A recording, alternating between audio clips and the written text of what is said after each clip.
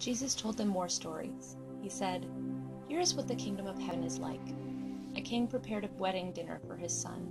He sent his slaves to those who had been invited to the dinner. The slaves told them to come, but they refused. Then he sent some more slaves. He said, 'Tell those who were invited that I have prepared my dinner. I have killed my oxen and my fattest cattle. Everything is ready. Come to the wedding dinner.' But the people paid no attention. One went away to his field, another went away to his business. The rest grabbed his slaves. They treated them badly and then killed them. The king became very angry.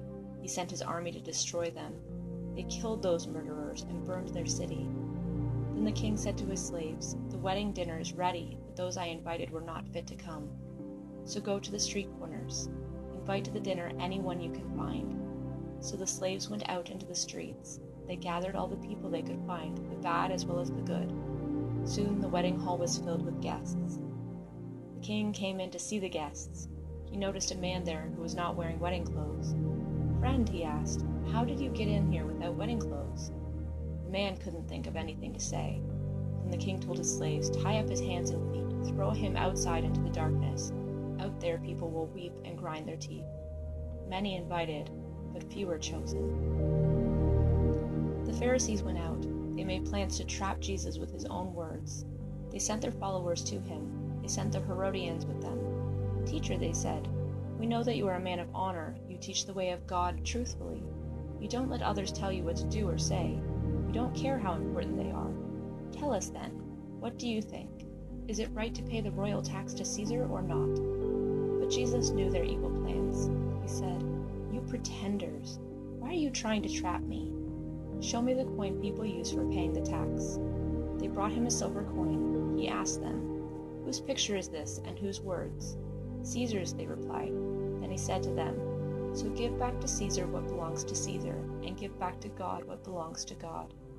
When they heard this, they were amazed, so they left him and went away.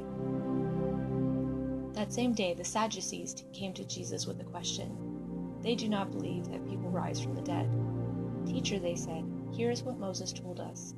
If a man dies without having children, his brother must get married to the widow. He must provide children to carry on his brother's name.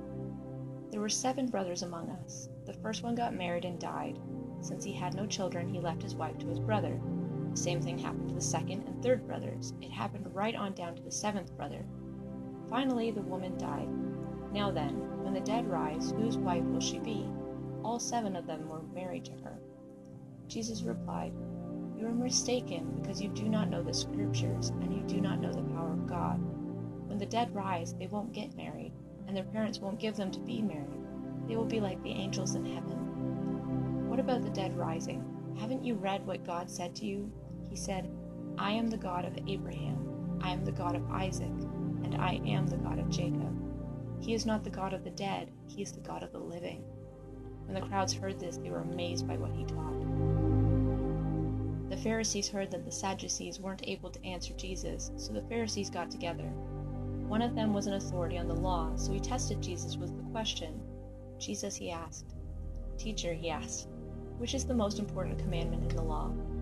Jesus replied, "Love the Lord your God with all your heart and with all your soul.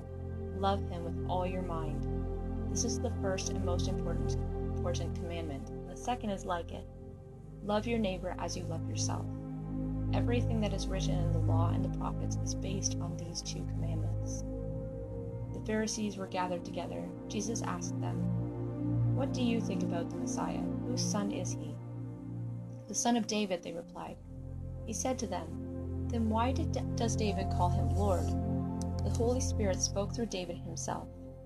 David said, 'The Lord said to my Lord, sit at my right hand until I put your enemies under your control.' So if David calls him Lord, how can he be David's son?" No one could give any answer to him. From that day on, no one dared to ask him any more questions.